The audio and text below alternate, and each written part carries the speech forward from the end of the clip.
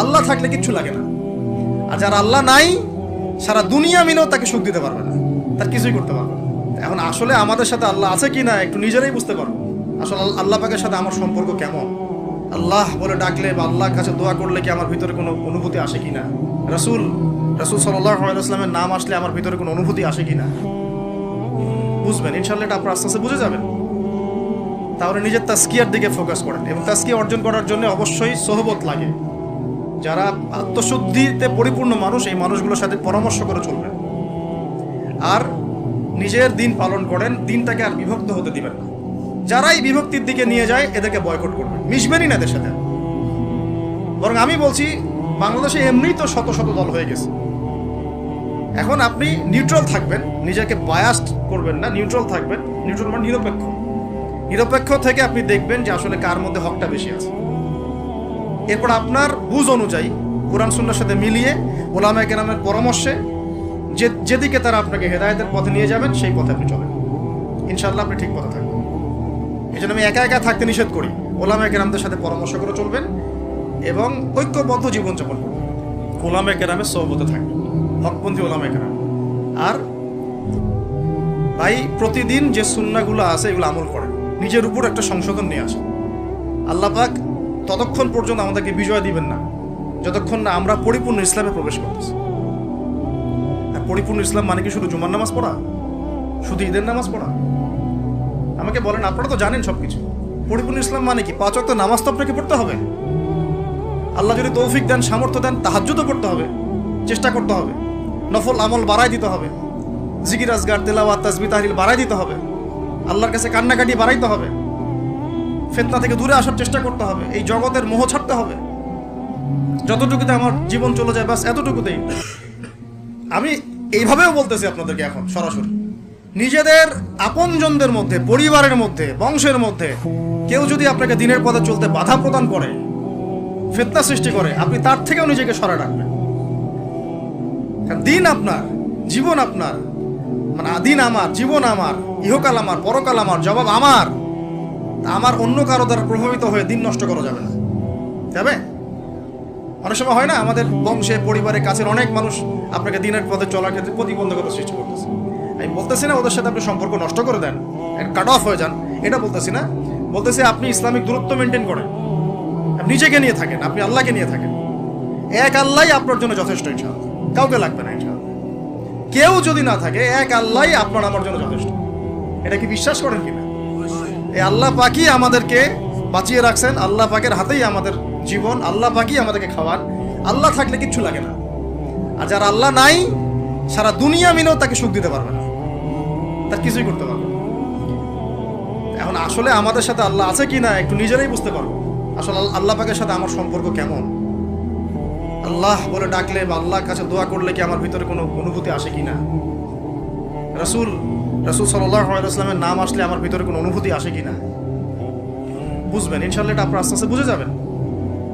তাহলে নিজের তাজকিয়ার দিকে ফোকাস করেন। এবং তাজকিয়া অর্জন করার জন্য অবশ্যই সোহবত লাগে।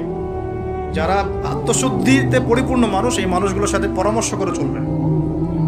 আর নিজের দিন পালন করেন, দিনটাকে আর বিভক্ত হতে দিবেন না। যারাই বিভক্তির দিকে নিয়ে যায় এদেরকে বয়কট করবেন, মিশবেনই না এদের সাথে। বরং আমি বলছি, বাংলাদেশে এমনিই তো শত শত দল হয়ে গেছে।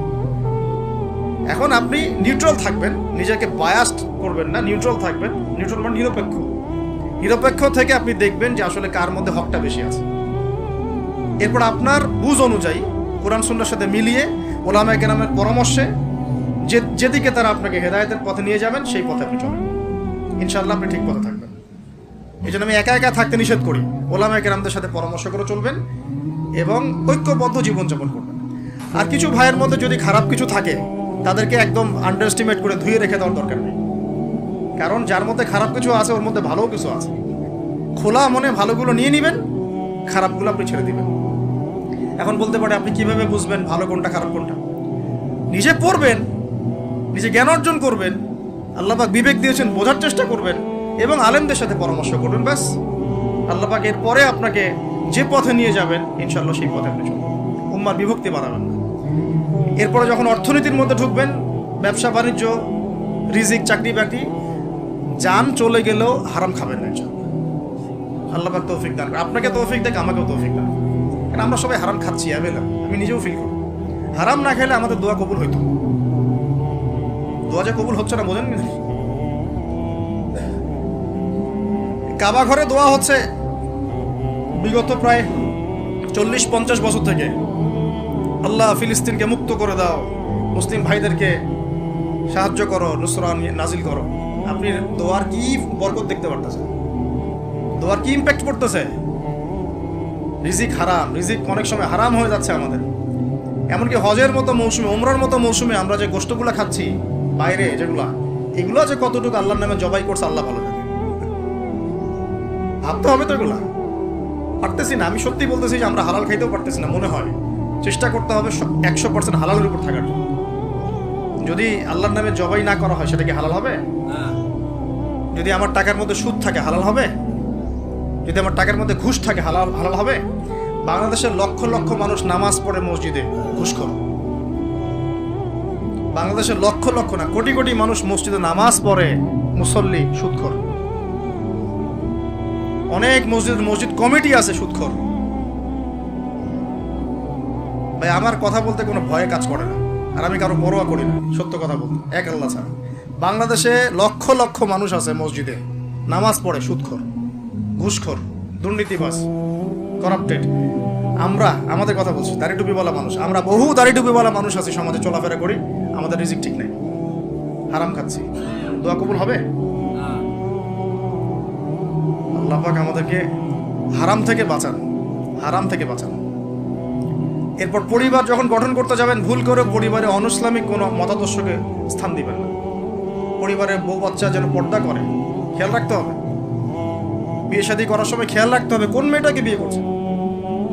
একটা মেয়ের বাহ্যিক সৌন্দর্য সবকিছু না, 3 মাস 4 মাস খুব মজা লাগবে, তারপর দেখবেন যখন আসল লাইফে আমরা ঢুকে যাই তখন দেখবেন দায়িত্ববোধটাই সবচেয়ে বড় কথা হয়ে দাঁড়ায়। এই রওনাক চলে যাবে, দিনদারিতা না থাকলে এই রওনাক চলে যাবে। মেয়ে দিনদার কিনা এটা দেখবেন সবার আগে। দিনদার হলে যদি একটু গায়ের রং কালো হয়, বিয়ে করে ফেলেন, বিয়ে করে ফেলেন। বিয়ে তো কঠিন করে ফেলছে সমাজ, জেনা সহজ হয়ে গেছে। মোস্তফা কামাল আতাতুর্ক যখন ক্ষমতায় আসছিল না, আমি সংবিধান চেক করলাম আজকে পড়তে পড়তে এক জায়গায়, ওই সময়কার সংবিধান তুরস্কের। মোস্তফা কামাল আতাতুর্ক যখন 1918 সালের পরে ক্ষমতায় আসছে, ওকে তো ক্ষমতায় বসাইছে ব্রিটেন। এ তো জানেন হিস্ট্রিটা, আপনারা অনেকে জানেন যারা পড়াশোনা করেন। ও সংবিধানে লিখেছে যে একাধিক বিয়ে করা হারাম, আর অমুসলিম নারীকে বিয়ে করাও বৈধ। সব উল্টাই দিছে। আমাদের সমাজে এখন ওইরকম চিত্র দেখা যাচ্ছে যে আপনি 17 বছরে বিয়ে করতে পারবেন না, কিন্তু 17 বছরে আপনি জেনা করছেন। আল্লাহ মাফ করুন, বাংলাদেশে 17 বছর বয়সে জেনা করা ছেলে মেয়ের অভাব আছে? আদমশুমারির মতো এই কুমারিত্ব টেস্ট যদি করা হয় ছেলে মেয়েদের, তারপর দেখা তো বিয়েটাকে সহজ করা উচিত। বিয়ের বয়স একটা ফিক্স করা হয়েছে, এর সাথে তো আমরা এখন যুদ্ধ করতে পারবো না। পারবেন? ছেড়ে দেন, আচ্ছা ফিক্স করছে বুঝলাম।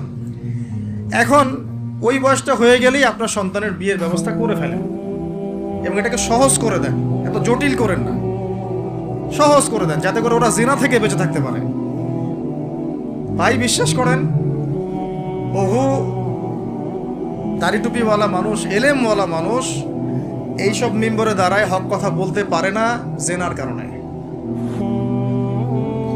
জেনার কারণে এই যে আমরা চলাফেরা করতেছি না, চোখের জেনা তো হচ্ছে অ্যাভেলেবল। অনেক সময় মনেরও জেনা হয়ে যাচ্ছে, মনে খারাপ চিন্তা চলে আসতে পারে না, দেখবেন মনের নূরটা নষ্ট হয়ে যায়। তখন আপনার ইমানের ওই তেজটা কাজ করে না।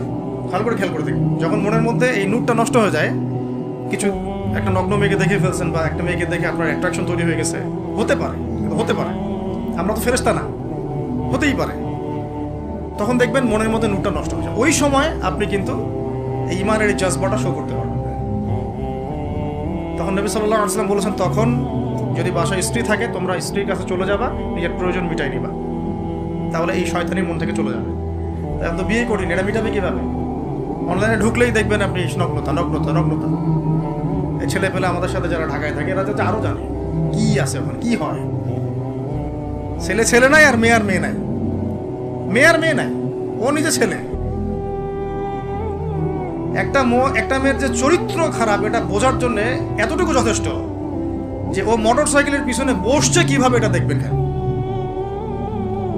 একটা আপনার শালীন দিনদার স্ত্রীকে নিয়ে যদি আপনি মোটর সাইকেলে জানো, দেখবেন তার বসার ধরনটা কেমন, আর যাদের সাথে যে ফ্রি মিক্সিংয়ে প্রেম প্রীতির সম্পর্ক করে এদের বসার ধরনটা কেমন। বসাই আপনাকে বলে দেবে কত বড় বেয়াদব, কত বড় আদবহীন বেহায়া একটা মানুষ। আমার কথা ইশারা দিচ্ছি, সব তো বলা যাবে না। তো এটাকে সহজ করবেন, এখানে দিনদারিতাকে প্রাধান্য দিবেন, ভুলেও দুনিয়াদারিকে প্রাধান্য দিয়েন না। ও বাপের কয় টাকা আছে, ওর বিয়ে করলে আমি পাবো কি, কত সুন্দর ঐশ্বরিয়া রায়ের মতো কিনা, এগুলো দেখার দরকার নেই। এগুলো থাকে না, আস্তে আস্তে চলে যায়, দিনদারিতা থেকে যায়। ইব্রাহিম আলাইহিস সালামের স্ত্রীদের কথা আজকে আমরা স্মরণ করি না? হাজেরা আলাইহিস সালাম, তার ওই সবর, সাফা মারওয়ার সাই, তাওয়াক্কুল আল্লাহর কাছে এত পছন্দ হয়েছিল যে কিয়ামত পর্যন্ত যত মানুষ হজ করবে, সাই না করলে হজ হবে না। ঠিক আছে, উনার ওই হাঁটা দৌড়াদৌড়ি আল্লাহর কাছে এত পছন্দ হয়েছে। আপনি জামজাম কূপ ওখানে যে তাওয়াফ করছেন না, তাওয়াফ করে যে পানি খেয়ে আসলেন, সাফা মারওয়া সাই করলেন, এই সাই না করা পর্যন্ত আপনার হজই হচ্ছে না, ওমরাই হচ্ছে না। একজন দিনদার মেয়ের দিনদারিতা আল্লাহর কাছে কিভাবে কবুল হয়ে থাকে, আমাদের মেয়েদেরকে বুঝান, বাসায় গিয়ে বোনদেরকে বুঝান, মাদেরকে বুঝান, স্ত্রীদেরকে বুঝান। তাদেরকেও একটা উদ্দেশ্যে আল্লাহ পাক সৃষ্টি করেছেন। কি উদ্দেশ্য? তারা যেন ইসমাইলের মতো প্রজন্ম জন্ম দিতে পারে। তাদেরকে সিরিয়াল দেখার জন্য পাঠানো হয় না, তাদেরকে রং তামাশা করার জন্য আর স্নো পাউডার মেখে বাইরে ঘোরার জন্য পাঠানো হয় না। এবং এটাকে কন্ট্রোল তো আমাদেরকে করতে হবে। এই যে বললাম, কন্ট্রোল করতে গিয়ে যদি দেখেন পারতেছেন না, আপনার দ্বারা হচ্ছে না, তখন কি প্রয়োজনে ডিসকানেক্টেড হয়ে যাবেন। প্রয়োজনে ডিসকানেক্টেড হয়ে যাবেন, তাও নিজের দিনকে ক্ষতিগ্রস্ত হতে দিবেন। কিছু করার নাই তো, চেষ্টার উপর চেষ্টা করে যাচ্ছেন আপনি 10 বছর, 15 বছর, 5 বছর, 7 বছর, কোনো রেজাল্ট পাচ্ছেন না। এখন আপনি কি করবেন? দিন ছেড়ে দেবেন? আপনিও তাদের মতো হয়ে যাবেন? আপনাকে আপনার স্বতন্ত্র জায়গায় থাকতে হবে। আল্লাহ পাক তৌফিক দান করুন। আর ইসলাম সংশোধনের মধ্যে সমাধান আসলে আলহামদুলিল্লাহ।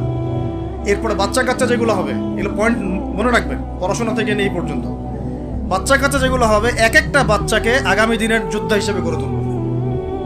কি যুদ্ধ করবে তারা? আগে আদর্শিক যুদ্ধ করবে, আদর্শিক যুদ্ধ করবে যে আমরা ওইসব আদর্শে চলি না, আমাদের নিজস্ব করে শান্তি।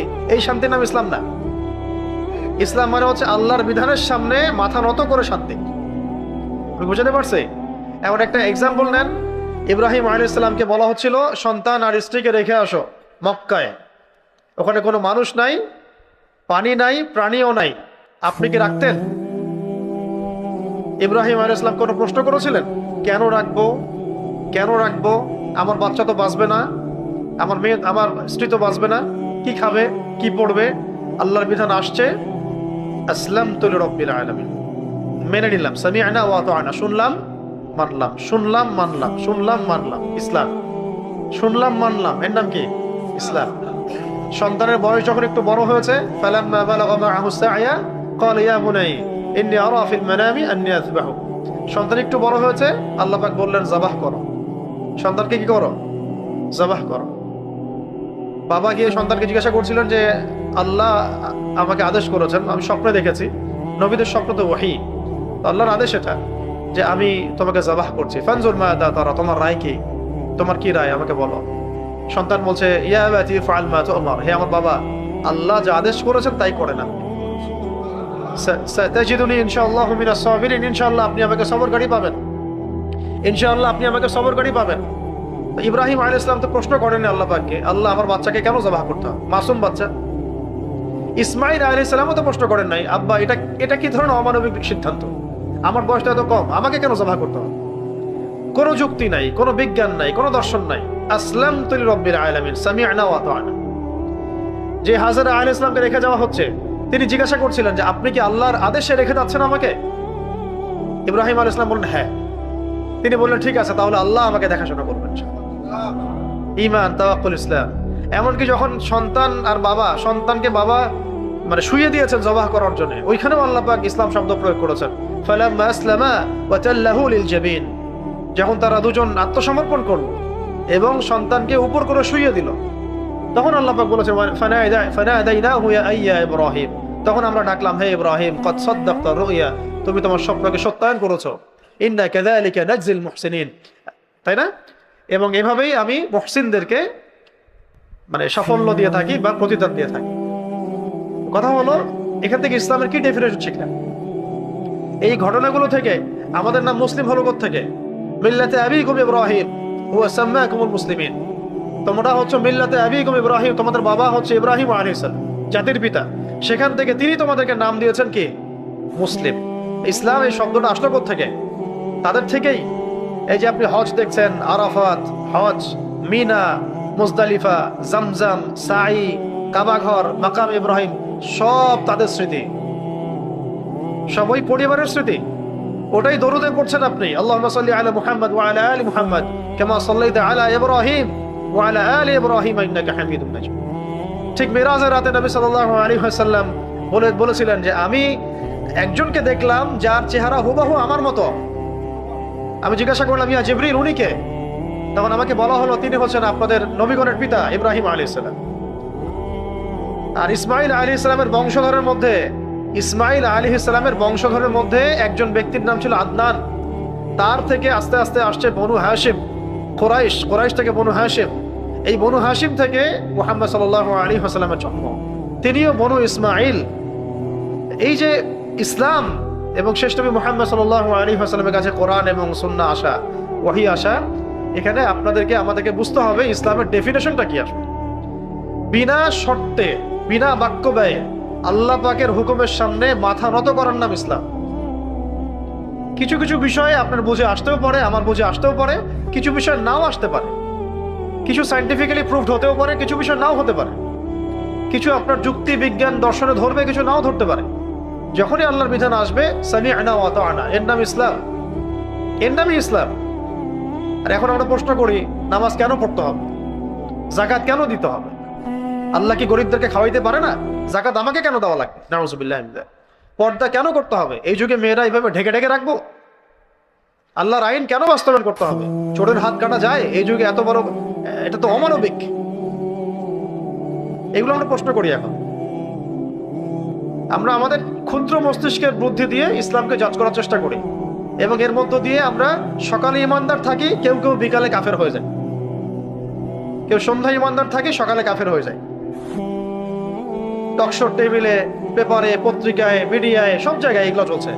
এখন আপনাদেরকে ব্যাটল জেতার জ্ঞান অর্জন করতে হবে। ইয়াংদেরকে বলছি, যখনই আপনি পরিপূর্ণ ইসলামে আসতে চাবেন, আপনাকে সমাজের পদে পদে এগুলো ফেস করতে হবে। স্কুলে, কলেজে, বইয়ে, কিতাবে, টকশোতে, ইউনিভার্সিটিতে, আপনার রাজনীতিতে, আপনার ব্যাংকে, অর্থনীতিতে, ফাইন্যান্সে, সব জায়গায় এগুলো আপনাকে ফেস করতে হবে। কনফ্লিক্টগুলা কি অ্যান্সার দিবেন আপনি? তখন যোগ্য করে গড়ে তুলতে হবে নিজেকে আগে। কি অ্যান্সার দিবেন আপনি? এখানে ইসলাম শিখে যাচ্ছেন, তাহলে আসেন কোথায়? কিন্তু আপনি পড়ছেন চাকরির জন্যে, জবের জন্যে। তো রাজনীতি করতে গিয়েছে, ওখানে তাগুতের সাথে আপোষ করছেন। ব্যাংকে যাচ্ছেন, সুদের সাথে আপোষ করছেন। ফাইন্যান্সে যাচ্ছেন, ব্যবসায় যাচ্ছেন, এখানে আল্লাহ বিরোধী আইনগুলোর সাথে আপোষ করছেন। সংস্কৃতিতে যাচ্ছেন, ওখানে বলছেন যে এগুলো চলমান হাজার বছরের সংস্কৃতি, শিরক দিয়ে ভর্তি, কুফর দিয়ে ভর্তি। শিক্ষা ব্যবস্থায় আসছেন, ইসলাম বিরোধী শিক্ষা ব্যবস্থা পড়ছেন, যেখানে আপনার কোরআনের কফও নাই, কিছু শিখছেন না। তাহলে এই যে একটা ফাইট, এখান থেকে শিক্ষাটাই নিতে হবে ইব্রাহিম আলাইহিস সালাম থেকে। যেখানে আল্লাহর বিধান আসবে সেখানে মাথা নত করার নাম ইসলাম। কোনো প্রশ্ন করা যাবে না। যদি কেউ বলে তাহলে কি অন্ধভাবে ইসলামকে মানতে হবে? জি, অন্ধভাবেই মানতে হবে। কারণ ইসলাম আসছে এমন এমন সত্তার পক্ষ থেকে, যিনি আমার প্রত্যেকটা কোষের রব, আমার প্রত্যেকটা কোষকে তিনি হেফাজত করেন। এই পুরো মহাবিশ্বের সমস্ত গ্রহ নক্ষত্র তিনি হেফাজত করেন তার নিয়ন্ত্রণে। আপনি আমি মহাবিশ্বের কতটুকু জায়গা জুড়ে আছে? 0.0001% জায়গাও নাই আমাদের। সমুদ্রের এই রাজশাহীর কোনো চরে যদি আমরা যাই, সেই চরে যদি আমার পায়ে কোনো বালু লাগে, আর পুরা চর পড়ে আছে, ওই যে একটা ছোট বালু, ওইটাও পৃথিবীর মিসাল না মহাবিশ্বের তুলনায়। পুরো মহাবিশ্বে যত গ্রহ নক্ষত্র গ্যালাক্সিস আছে তার তুলনায় পৃথিবী এতটুকুও না। তো পুরো মহাবিশ্বে আল্লাহ পাকের বিধান চলে, ইসলাম চলে, আর পৃথিবীতে এসে মানুষকে এগুলো প্রমাণ করতে হয়, বলতে হয়, চ্যালেঞ্জ করতে হয়। তাহলে আমরা জাহান্নামে যাবো না তো কারা যাবে জাহান্নামে? এই জন্য তো আল্লাহ পাক বলেছেন যে ওয়ালাকাদ যারানা লিজাহান্নামা কাসীরাম মিনাল জিন্নি ওয়াল ইনস, বহু জিন আর মানুষকে দিয়ে আমি জাহান্নাম পূর্ণ করব। বহু জিন আর মানুষকে দিয়ে আমি জাহান্নাম পূর্ণ করব। লাহুম কুলুবুন লা ইয়াফকাহুনা বিহা, এদেরকে আমি কলব দিয়েছিলাম কোনোদিনও উপলব্ধি করে নাই। ওয়া লাহুম আযানুন লা ইয়াসমাউনা বিহা, আমি কান দিয়েছিলাম শুনেই নাই কখনো। ওয়া লাহুম আ'য়ুনুন লা ইউবসিরুনা বিহা, আমি চোখ দিয়েছিলাম তারা চোখে সত্যটা দেখে নাই। উলাইকা কাল আনআম, এরা ছিল জন্তু জানোয়ারের মতো, গবাদি পশুর মতো। বাল হুম আদাল, বরং এর চেয়েও নিকৃষ্ট ছিল তারা। তো এখান থেকে বের হয়ে আসতে হলে আমাদেরকে খিদর আলাইহিস সালামের মতো অন্তর্দৃষ্টি লালন করতে হবে। বাহ্যিকভাবে যা দেখছেন সবকিছু সত্য না, বাহ্যিক যা দেখছেন সবকিছু খায়ের এবং কল্যাণ না। বাহ্যিক যা কিছু দেখছেন, আপনার শিক্ষা, সংস্কৃতি, অর্থনীতি, রাজনীতি, এগুলো সবকিছু আমাদের জন্য কল্যাণকর না। কখন বুঝতে শিখবেন? যখন খিদিরের মতো দৃষ্টিভঙ্গি থাকবে। নৌকাটা ফুটা করছেন কেন? কারণ আছে, একটা কারণ আছে পিছনে। আপনি এই বাচ্চাটাকে কেন হত্যা করলেন? একটা কারণ আছে পিছনে। কেন দেয়ালটা নির্মাণ করলেন? পিছনে কোনো কারণ আছে, যেটা মূসা আলাইহিস সালাম ধরতে পারছেন না। খিদির আলাইহিস সালাম আল্লাহ পাক তাকে এমন বাসিরা দিয়েছেন, তিনি দূর পর্যন্ত দেখতে পাচ্ছেন। তা আমাদেরকে বাহ্যিক চোখ দিয়ে এখন বিচার করলে এগুলো হবে না। প্রত্যেক পদে পদে ইসলামের সাথে কুফরির কনফ্লিক্ট হচ্ছে এখানে। যদি আমরা পরিপূর্ণরূপে ইসলামে আসতে না পারি, তাহলে আগামীর যে ব্যাটেলগুলো হবে সামনে, আদর্শের ব্যাটেল, কথার ব্যাটেল, কলমের ব্যাটেল, ময়দানের ব্যাটেল এবং জিহাদের মাঠের যুদ্ধ, এগুলোতে মুসলিমরা জিততে পারবে না যদি আমরা সবাই ইসলামের পথে পরিপূর্ণরূপে না আসি। এটা একদম লিখে নেবেন, আগামীর বিশ্বে রক্ত ছাড়া কোনো সূর্যোদয় হবে না। আগামীর বিশ্বে ইসলামের সূর্যোদয় যেটা হবে, এটা রক্ত ছাড়া হবে না। শুধু দাওয়াতের মধ্য দিয়ে ইসলাম প্রচার হয়, দাওয়াতের সাথে জিহাদের মধ্য দিয়ে ইসলাম প্রতিষ্ঠা হয়। দলিল লাগলে আপনার সিরাত থেকে দলিল নিয়ে নেবেন। দাওয়াতের মধ্য দিয়ে ইসলামের প্রসার ঘটে। জিহাদ প্রয়োজন হয় কেন? ইসলামকে কায়েম করতে হলে। আগামীর বিশ্বগুলোতে ইসলামের জন্য অনেক জিহাদ হবে, এবং এটা আপনি চাইলেও হবে, না চাইলেও হবে।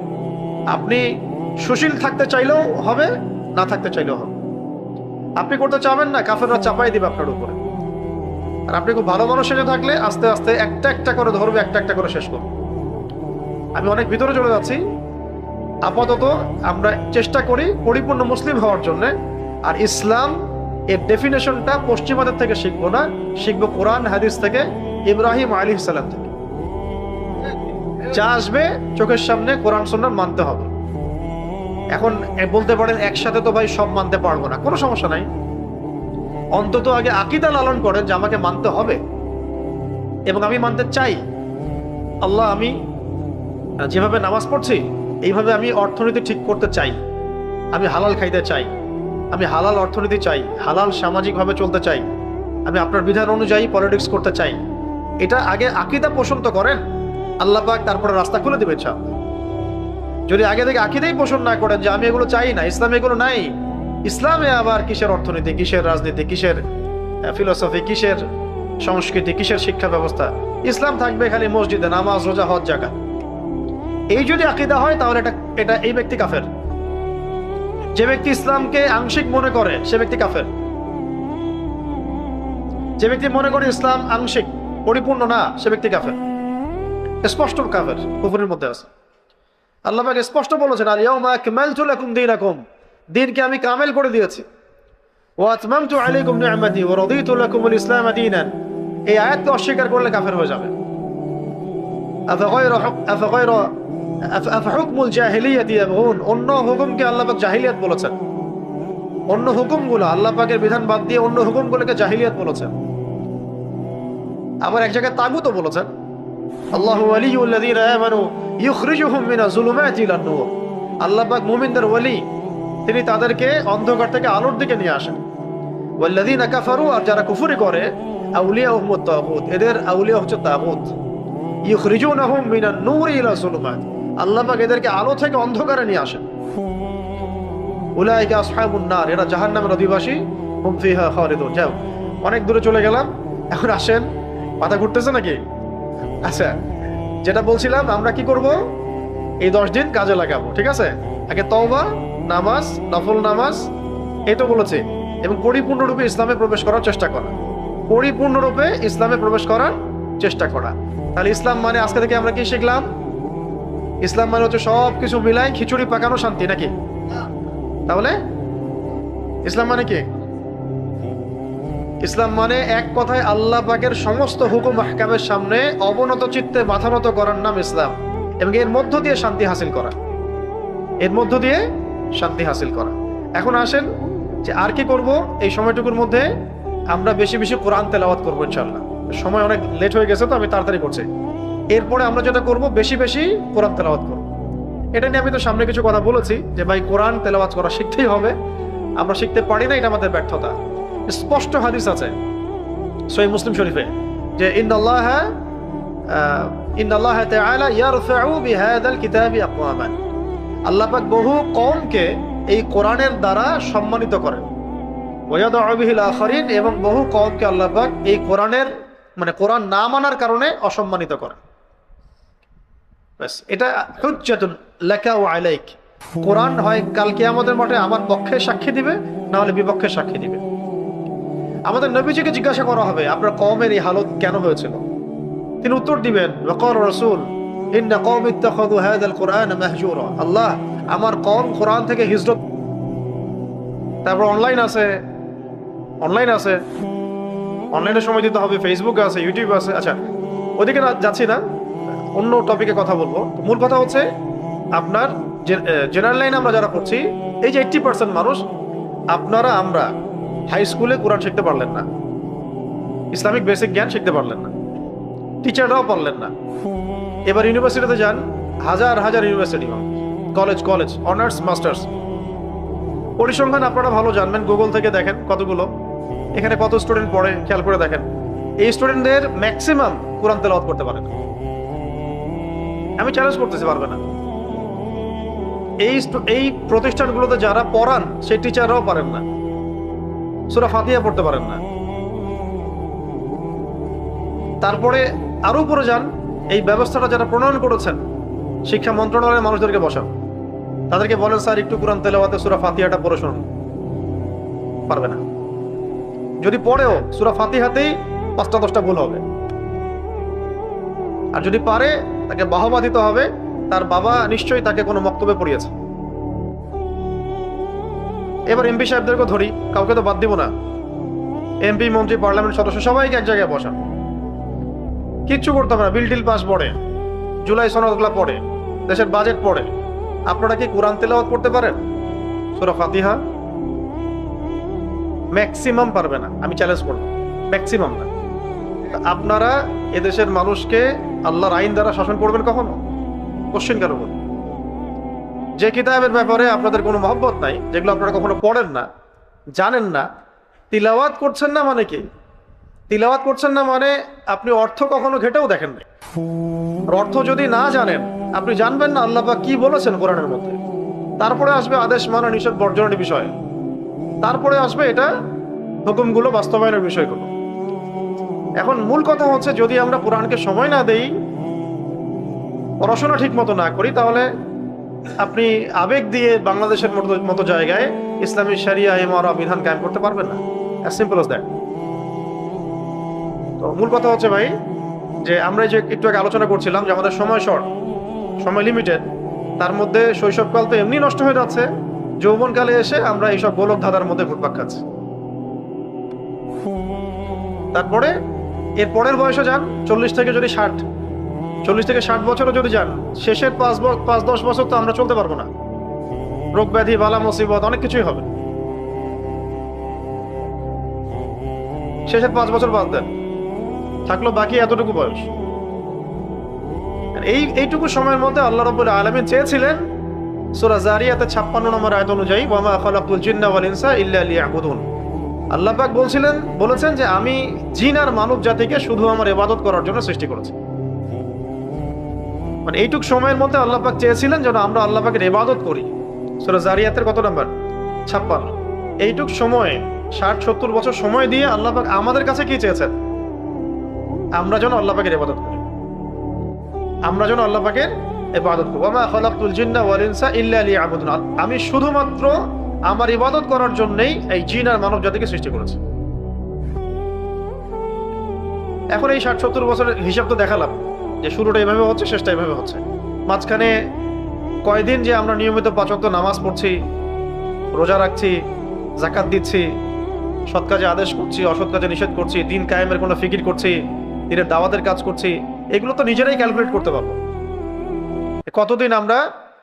কতদিন আমরা টানা 5 ওয়াক্ত নামাজ জামাতে পড়েছি, কার কত ওয়াক্ত নামাজ কাজা আছে, কে কত বছর নামাজ পড়ি নাই, কে কতদিন রোজা রাখি নাই, কে কতদিন জাকাত দেই নাই, কতবার জাকাত দেই নাই, ফরজ হয়ে বসে আছে, হজের সামর্থ্য হয়েছে হজ করি নাই বা করছি না, দিনই ইলম হাসিল করি নাই, ইলম অনুযায়ী আমল হয় নাই, সেই ইলমের দাওয়াত দেওয়া হয় নাই, মানুষকে আল্লাহর পথে ডাকি নাই, জামাবদ্ধ হই নাই, ইসলামকে শক্তিশালী করার চেষ্টা করি নাই, দাওয়াত যেখানে নাই জিহাদের তো প্রশ্নই নাই, আল্লাহ পাকের জমিনে আল্লাহ পাকের আইনগুলো বাস্তবায়নের জন্য আমরা ফিকির করি নাই, আরো বেসিক জায়গায় আসলে আমরা তাজকিয়া হাসিল করি নাই, কোনো মুরব্বী আলেম নাই, কোনো শায়েখ নাই, কোনো পীর মাশায়েখ নাই যার কাছে গিয়ে তাজকিয়া হবে।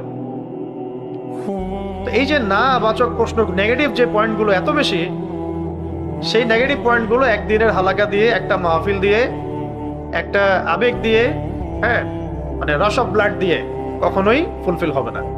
একটা কনস্ট্রাকটিভ প্ল্যান করতে হয় এবং আল্লাহ পাকের কাছে ফিরে আসার চেষ্টা করতে হয়। এই জন্য আল্লাহ পাক মাঝে মাঝে কিছু মৌসুম দেন। রমাদান, সারা বছর মানুষ অনেক কাজ করে, এলোমেলো কাজ হয়, রমজানে কিন্তু মাশাআল্লাহ পাক্কা মুসল্লি হয়ে যায়, মানে মানুষ আল্লাহর দিকে ইউটার্ন করে। এরকম কিছু অকেশন আল্লাহ পাক আমাদের সামনে থ্রো করেন, যেমন রমাদান, লাইলাতুল কদর, হজের মৌসুম, উমরা, এই ধরনের বিষয়গুলো। ঠিক এরকমই একটা মৌসুম হলো জিলহজের প্রথম দশক, যেখানে আমরা প্রবেশ করলাম মাত্র আজকে।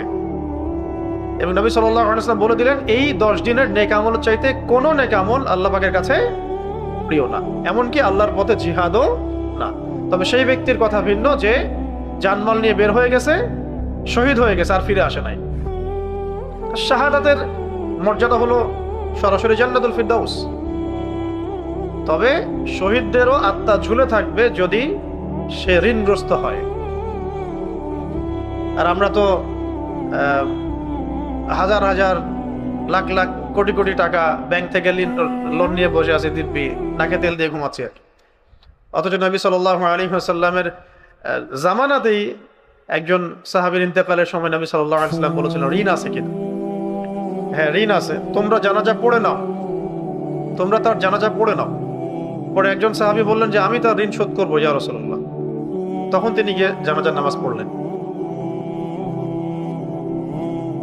আমাদের তো ব্যাংক থেকে লাখ লাখ টাকা না নিলে হবে না। নবী সাল্লাল্লাহু আলাইহি ওয়াসাল্লাম তো বলেছিলেন শেষ জামানার হাদিসে যে ওয়ান তারাল হুফাত আল উরাত আল আলাত রিয়া ইয়াতাতাওয়ালুনা ফিল বুনিয়ান। জিবরাইল আলাইহিস সালাম জিজ্ঞাসা করেছিলেন যে কিয়ামত কবে হবে? নবীজি বলেছিলেন যে মাল মাসউলু আনহা বিআ'লাম মিনাস সাইল। যাকে প্রশ্ন করা হচ্ছে সে প্রশ্নকারীর চেয়ে বেশি জানে না। যাকে প্রশ্ন করা হচ্ছে সে প্রশ্নকারীর চেয়ে বেশি জানে না, মানে কেউ জানে না এক্স্যাক্টলি কবে কিয়ামত হবে। তখন জিবরাইল আলাইহিস সালাম বলেছিলেন ফাখবিরনি আন আমারাতিহা, কিছু আলামত বলেন, তাহলে কিছু আলামত বলেন। তখন তিনি বলেছিলেন ওয়া আনতারাল হুফাত আল উরাত আলাতা রিয়াশাই ইয়াতাতাওয়ালুনা ফিল বুনিয়ান। যখন আপনি দেখবেন সমাজের সবচেয়ে দরিদ্র মানুষেরা নগ্ন পদের, খালি পায়ে থাকতো, নগ্ন দেহের, গায়ে কাপড় পরার টাকা ছিল না, রাখাল শ্রেণীর মানুষ, রিয়াশাই ইয়াতাতাওয়ালুনা ফিল বুনিয়ান, যখন তারা উঁচু উঁচু বিল্ডিং নির্মাণের প্রতিযোগিতা করবে, উঁচু উঁচু বিল্ডিং নির্মাণ করবে না, বিল্ডিং নির্মাণের প্রতিযোগিতা করবে, তখন ফান্তাজিরিস সাআ, কিয়ামতের অপেক্ষা করো। সমাজের রাখাল শ্রেণীর মানুষ কিভাবে বিল্ডিং নির্মাণ করতে পারে? কিভাবে সম্ভব? দুর্নীতি, হারাম টাকা, সুদ, দুর্নীতির মধ্য দিয়ে, হারাম টাকার মধ্য দিয়ে, সুদের মধ্য দিয়ে, অথবা অন্যের সম্পদ আত্মসাতের মধ্য দিয়ে, ব্যাস এই চলতেছে। তো আমরা সময়টা কাজে লাগাই। এই সময়টা আল্লাহ রাব্বুল আলামিন আমাদেরকে মৌসুম হিসেবে দিয়েছেন। কোনটা? জিলহজের প্রথম দশক। এর মধ্যেই আছে ইব্রাহিম আলাইহিস সালামের অনেক চেতনা, এর মধ্যে হজ আছে, এর মধ্যে কোরবানি আছে, এর মধ্যে ঈদুল আজহা আছে, এর মধ্যে আরাফা আছে। কি আছে? আরাফা আছে। এবং প্রত্যেকটা দিনই অনেক ইম্পর্টেন্ট, প্রত্যেকটা রাত অনেক ইম্পর্টেন্ট। তো প্রথমে আমি একটু কথা বলতে চাচ্ছি যে এই সময়টা কিভাবে কাজে লাগানো যায়, আমি নোট করে নিয়ে আসছি কয়েকটা বিষয়। আগে একটু বলে নিই, তারপরে অন্য বিষয়ে যাব, অল্প সময় লাগবে। এগুলো একটু মনে রাখার চেষ্টা করেন, মোবাইলে ব্যস্ত না হয়ে এই কথাগুলো একটু মনে রাখার চেষ্টা করেন যে এই সময়গুলো আমরা কিভাবে কাটাতে পারি। ঠিক আছে? 1 নাম্বার, কয়েকটা পয়েন্ট লিখে নিয়ে আসছি, আমি একটু বলে দিই। 1 নাম্বার হচ্ছে এই দশকটা, এই 10 দিন আমরা চেষ্টা করি প্রথমত 1 নাম্বার আল্লাহ পাকের কাছে খালেস তওবা করে ফিরে আসা। 1 নাম্বার হচ্ছে তওবা করে আল্লাহর দিকে ফিরে আসা। যেমন আল্লাহ পাক অনেক জায়গায় কোরআনে বিভিন্ন জায়গায় বলেছেন, ওয়াতুবু ইলাল্লাহি জামিআন আইয়ুহাল মুমিনুন লাআল্লাকুম তুফলিহুন, হে মুমিনরা তোমরা একসাথে আল্লাহর কাছে তওবা করে ফিরে আসো যাতে করে তোমরা সফল হতে পারো। এটা করার জন্য এমনি তো আমরা পড়ি আস্তাগফিরুল্লাহ ওয়া আতুবু ইলাই, এটাও একটা তওবা। আস্তাগফিরুল্লাহ ওয়া আতুবু ইলাই এইটুকু পড়েন, অথবা আস্তাগফিরুল্লাহাল্লাযী লা ইলাহা ইল্লা হুয়াল হাইয়ুল কাইয়্যুম ওয়া আতুবু ইলাই, এটাও পড়লে তওবা হয়। কোন একটা গুনাহ করে ফেলছে কেউ, 3 বার বলল আস্তাগফিরুল্লাহাল্লাযী লা ইলাহা ইল্লা হুয়াল হাইয়ুল কাইয়্যুম ওয়া আতুবু ইলাই, ইনশাআল্লাহ আল্লাহ পাক তাকে মাফ করে দিবেন। এছাড়া দিনে রাতে কমপক্ষে 100 বার বা 70 বার এতটুকু বলা অন্তত যে আস্তাগফিরুল্লাহ ওয়া আতুবু ইলাই, আস্তাগফিরুল্লাহ ওয়া আতুবু ইলাই। 2 সেজদার মাঝখানে যখন আমরা বসি তখন বলা উচিত রব্বিগফিরলি রব্বিগফিরলি। কি বলা দরকার? রব্বিগফিরলি রব্বিগফিরলি, আল্লাহ আমাকে মাফ করুন, আল্লাহ আমাকে মাফ করুন। অথবা আল্লাহুম্মা গফিরলি ওয়ারহামনি ওয়াহদিনি ওয়াআফিনি ওয়ারযুকনি। আরো আছে ওয়াজবুরনি ওয়ারফা'নি ওয়াকরিমনি, যতটুকু পড়েন ততটুকু বলবেন। এটা হলো ইস্তেগফার, তওবা। আরো কি আছে? সকাল সন্ধ্যায় সাইয়্যিদুল ইস্তেগফার, সকাল সন্ধ্যায় সাইয়্যিদুল ইস্তেগফার। এটা কোনটা? আল্লাহুম্মা আনতা রাব্বি লা ইলাহা ইল্লা আনতা খালাকতানি আনা আবদুক ওয়া আনা আলা আহদিক ওয়া ওয়া'দিকা মাস্তাতা'তু আউযু বিকা মিন শাররি মা সানা'তু আবুউ লাকা বিনি'মাতিকা আলাইয়া ওয়া আবুউ বিযানবি ফাগফিরলি ফাইন্নাহু লা ইয়াগফিরু যুনুবা ইল্লা আনতা। এই দোয়াটা সকাল সন্ধ্যায় পড়ার একটা বড় ফজিলত হচ্ছে, কেউ যদি সকালে পড়ে সন্ধ্যার আগে মারা যায় জান্নাতে যাবে ইনশাআল্লাহ, আর কেউ যদি সন্ধ্যায় পড়ে সকালের মধ্যে ইন্তেকাল করে তাহলে জান্নাতে যাবে ইনশাআল্লাহ। সাইয়্যিদুল ইস্তেগফার। আমরা কি নিয়ে কথা বলছি? কিভাবে জীবনকে কাজে লাগাবো, এই মৌসুমগুলোকে কাজে লাগাবো। অন্যতম মৌসুম কোনটা? জিলহজের প্রথম দশক। এই দশকের আমল হচ্ছে অন্য কোনো আমল আল্লাহর কাছে প্রিয় নয়। ঠিক আছে? এখন কিভাবে কাজে লাগাবো এই কিছু আমরা পয়েন্ট আলোচনা করছি। যে প্রথমে আমরা তওবা করে আল্লাহর কাছে ফিরে আসবো, প্রথমে আমরা তওবা করে আল্লাহ পাকের কাছে ফিরে আসবো ইনশাআল্লাহ। ঠিক আছে? তাহলে তওবা করার কয়েকটা পদ্ধতি বলছিলাম। কি বলবো ছোট করে? আস্তাগফিরুল্লাহ ওয়া আতুবু ইলাইহি, অথবা আস্তাগফিরুল্লাহাল্লাযী লা ইলাহা ইল্লা হুয়াল হাইয়ুল কাইয়্যুম ওয়া আতুবু ইলাইহি, অথবা সাইয়্যিদুল ইস্তেগফার, অথবা সালাতুত তাওবার নামাজ। সালাতুত তাওবার নামাজ এটা কেমন, কিভাবে পড়বেন? সালাতুত তাওবা সুন্দর করে তাজা ওযু করব।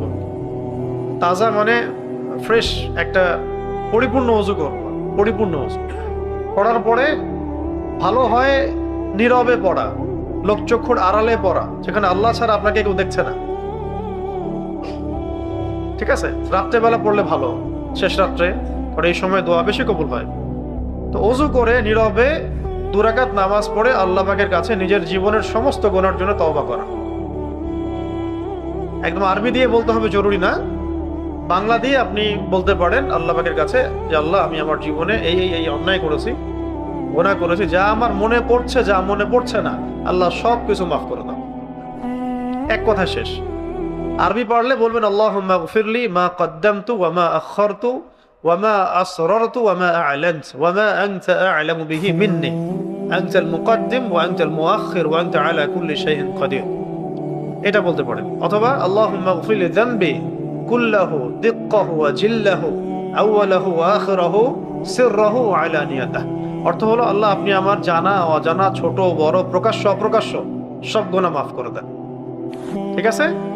তাহলে এটা হলো প্রথম ধাপ, তওবা করে আল্লাহ পাকের কাছে ফিরে আসা। ঠিক আছে? কারণ আমরা তো বললাম যে আমাদের লাইফটা শর্ট, 60-70 বছর, তার মধ্যে 40-50 বছর চলে গেছে। এখন বাকি জিন্দেগিতে আমাকে কতগুলো কাজ করতে হবে? ইলম শিখতে হবে, আমল করতে হবে, দাওয়াত দিতে হবে, দিনের জন্য কিছু করে যেতে হবে। এই তো এই কাজগুলো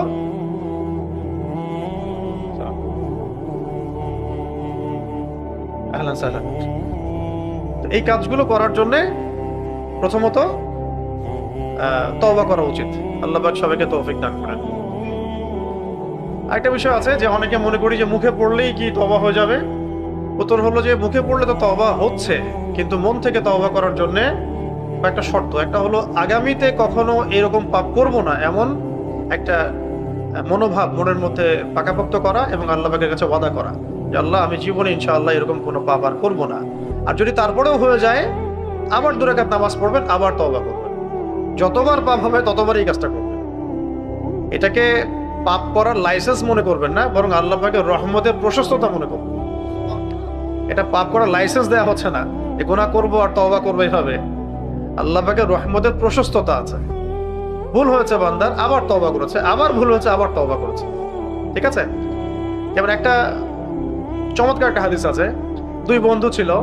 এক বন্ধু আর এক বন্ধুকে খুব দাওয়াত দিত আর কি, ইসলাহের জন্য, দিনের পথে আসার জন্য, তওবার জন্য। তো সে দাওয়াত দিতে দিতে বিরক্ত হয়ে গেছে। একদিন বলে ফেলছে যে আল্লাহ পাক তোকে কখনো মাফ করবে না, আল্লাহ মনে হয় তোকে কখনো মাফ করবে না। তো এই একটা কথা বলার জন্য আল্লাহ রাব্বুল আলামিন এই ব্যক্তিকে জাহান্নামে দিয়েছে। যে আমি কাউকে মাফ করব কি করব না এটা বলার ইখতিয়ার তোমাকে কে দিয়েছে? এটা ফেসবুক চালান, খুব সাবধান হয়ে যাবেন। আপনারা সবাই এখানে জাজমেন্টাল ভাবখানে এমন দেখান, যারা আহলে ফেসবুক ওয়াল জামাআ, তারা মনে করেন যে মানুষকে জাজ করার দায়িত্ব মনে হয় আমাদেরই। মানুষকে জাজ করার দায়িত্ব আল্লাহর, আপনার নয়। আপনি জানেন না সত্য কোনটা মিথ্যা কোনটা, হয়তো বা আপনি জানেন না সত্য কোনটা মিথ্যা কোনটা, হক কোনটা বাতিল কোনটা, ন্যায় কোনটা অন্যায় কোনটা। হয়তো বা আপনি শুধু এক পিঠ জানেন, অন্য পিঠ জানেনই না। অতএব এই জায়গাগুলো খুব সেন্সিটিভ। এভাবে যেন আমরা অন্যকে জাজ করতে না যাই। আল্লাহ পাক আমাদেরকে বোঝার তৌফিক দান করেন। আর একটা বিষয় হলো যে আগামীতে কখনো পাপ করব না স্টেটমেন্ট দেওয়া, আর একটা হলো যেটা পাপ হয়ে গেছে এর জন্য অনুতপ্ত থাকা। আর একটা গুরুত্বপূর্ণ পয়েন্ট হচ্ছে অন্যের সাথে জড়িত কোনো হক থাকলে এটাকে শোধ করা। অন্যের সাথে জড়িত কোনো হক থাকলে এটাকে শোধ করা কিভাবে করব এটা আমাকে ফিকির করতে হবে। টাকা যদি ধার নিয়ে থাকেন ফেরত দেওয়া, কারো মান সম্মান নষ্ট করে থাকলে তার কাছে মাফ চেয়ে নেওয়া, কাউকে কোনো ইলজাম দিয়ে থাকলে ক্ষমা চেয়ে নেওয়া, বা যে কোনো ভাবে হোক এটাকে মিউচুয়াল করতে হবে। কারণ এই হাদিসটা মাথায় রাখেন, এই ইয়াং জেনারেশনকে খাস করে বলছি, এই হাদিসটা খুব ভালো করে মাথায় রাখেন। একদিন নবী সাল্লাল্লাহু আলাইহি ওয়াসাল্লাম সাহাবীদেরকে বলেছিলেন যে তোমরা কি জানো সবচেয়ে বড় মিসকিন কাকে বলে? সবচেয়ে বড় মিসকিনকে? সাহাবায়ে কেরাম আরজ করছিলেন যে আমরা তো মনে করি ইয়া রাসূলুল্লাহ যার কাছে টাকা পয়সা নাই সেই সবচেয়ে বড় মিসকিন। তো নবী সাল্লাল্লাহু আলাইহি ওয়াসাল্লাম বললেন না, সবচেয়ে বড় মিসকিন সেই ব্যক্তি যে কিয়ামতের দিনে অনেক নেকি নিয়ে উঠবে, অনেক নেকি নিয়ে উঠবে, কিন্তু তার সামনে অনেক মানুষ দাঁড়িয়ে থাকবে যাদের হক সে নষ্ট করেছে। কারো প্রতি জুলুম করেছে, কারো প্রতি অন্যায় করেছে, কাউকে গালি দিয়েছে, কাউকে ধরেন যে জমি আত্মসাৎ করেছে, কারো সম্মানহানি করেছে। এই মানুষগুলো সামনে দাঁড়িয়ে থাকবে। বলা হবে যে ওই দিন তো আর কেনা বেচার কোনো সুযোগ নাই। বলা হবে যে এই ব্যক্তির আমলনামা থেকে নেকি দিয়ে এগুলোকে শোধ করা হবে। এই নেকি প্রদান করতে করতে যদি নেকি শেষ হয়ে যায়, তাহলে ওই ব্যক্তিদের গুনাহ এই ব্যক্তির আমলনামায় চাপিয়ে দেওয়া হবে। এভাবে দেখা যাবে তার সব নেকি শেষ হয়ে গেছে এবং সে জাহান্নামে চলে গেছে। তাই মানুষের সাথে জড়িত হক যেন না থাকে, এইভাবে জীবনযাপন করা উচিত বা চেষ্টা করা উচিত। আল্লাহ পাক আমাদের সবাইকে তৌফিক ইনায়াত করেন, আমিন। এইভাবে খালেস তওবা করে আমরা আল্লাহ পাকের পথে ফিরে আসবো ইনশাআল্লাহ। এরপর আমরা যেটা করব, এই সময়টা কাজে লাগানোর জন্য প্রথমত 5 ওয়াক্ত নামাজটা ঠিকঠাক মতো জামাতে আদায় করার চেষ্টা করব। মুসাফির থাকলে ভিন্ন কথা, অসুস্থ হয়েছেন, ওযর আছে, অন্য কোনো শারঈ কোনো ওযর আছে, ঠিক আছে, ভিন্ন কথা। কিন্তু নামাজ ছাড়া যাবে না, বাদ দেওয়া যাবে না, পড়তে হবে। একা হলেও পড়বেন, মিস হয়ে গেছে একা হলে পড়বেন, ঘুমাইছিলেন ঘুম থেকে উঠে পড়বেন, মনে ছিল না মনে পড়েছে এখন পড়বেন। কারণ মান তারাকা সালাতান মুতাআম্মিদান ফাকাদ কাফার, হাদিসের মধ্যে আসছে যে ব্যক্তি ইচ্ছাকৃতভাবে নামাজকে ছেড়ে দেয় কুফরি করলো, সে ফাকাদ কাফার, সে ব্যক্তি কুফরি করলো। আরো স্ট্রং হাদিস আছে, বাইনার রাজুলি ওয়া বাইনাশ শিরকি ওয়াল কুফরি তারকুস সালাত। কোন ব্যক্তির মধ্যে মানে আল্লাহর বান্দার মধ্যে এবং কাফেরের মধ্যে, কাফের যে মুশরিক কাফের, এদের মধ্যে পার্থক্য হচ্ছে নামাজ। মুআজ বিন জাবাল রাদিয়াল্লাহু আনহুকে নবী সাল্লাল্লাহু আলাইহি ওয়াসাল্লাম বলেছিলেন যে নামাজ কখনো ছেড়ো না, ছাড়লে আল্লাহর জিম্মাদারি থেকে বের হয়ে যাবে, আল্লাহর জিম্মাদারি থেকে বের হয়ে যাবে। তো এই 10 দিন আমরা চেষ্টা করব নামাজের ট্রেনিংটা নিয়ে নেওয়ার জন্য, 5 ওয়াক্ত নামাজ জামাতে এবং দৈনিক অন্তত 12 রাকাত সুন্নত নামাজ আদায় করা। কত রাকাত? অন্তত 12 রাকাত। ফজরের আগে 2, ফজরের 2 রাকাত সুন্নতকে এক পাল্লায় রাখা হলে পুরা দুনিয়ার মধ্যে যা আছে এটাকে আরেক পাল্লায় রাখা হলে এই পাল্লা বেশি ভারী হবে। পুরা দুনিয়ার মধ্যে কি আছে না? আছে তো। পুরা দুনিয়াতে বাহ্যিকভাবে কি কি দেখতে পাচ্ছেন আপনি? সব সম্পদ যদি এক পাল্লায় রাখি আর ফজরের 2 রাকাত সুন্নতকে আরেক পাল্লায় রাখি, তাহলে এই পাল্লাটা বেশি ভারী হবে। বুঝতে পারছি? এটা হলো ফজরের আগে 2, তারপরে জোহরের আগে 4, পরে 2, মাগরিবের পরে 2, এশার পরে 2। এই যে 12 রাকাত সুন্নাহ নিয়মিত আদায় করলে আল্লাহ পাক তার জন্য জান্নাতে খাস একটা ঘর নির্মাণ করবেন। এগুলো নামাজের বিষয়। এর সাথে উলামায়ে কেরাম আরো তাগাদা দেন যে বেশি বেশি নফল পড়া, খাস করে তাহাজ্জুদ, অন্তত 2 রাকাত হলেও তাহাজ্জুদের নামাজ আদায় করার অভ্যাস করা উচিত।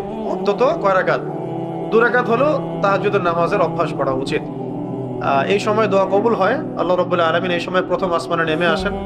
এটা আবার গাণিতিকভাবে ক্যালকুলেট করার দরকার নাই যে কিভাবে নেমে আসেন। আল্লাহ পাকের রহমত নিকটবর্তী হয়, ঠিক আছে? এবং আল্লাহ রাব্বুল আলামিন আহ্বান করতে থাকেন, কে আছো আমার কাছে কিছু চাইবা, আমি তোমাকে দিব। কে আছো আমার কাছে ক্ষমা চাইবে, আমি ক্ষমা করে দিব। কে আছো আমার কাছে দোয়া করবে, আমি তোমার দোয়া কবুল করব। এইভাবে আল্লাহ রাব্বুল আলামিন একদম ফজর পর্যন্ত আহ্বান করতে থাকেন। যখন আমরা ঘুমাই এই সময়টুকুতে অন্তত 2 রাকাত নামাজ পড়ে নেওয়া উচিত।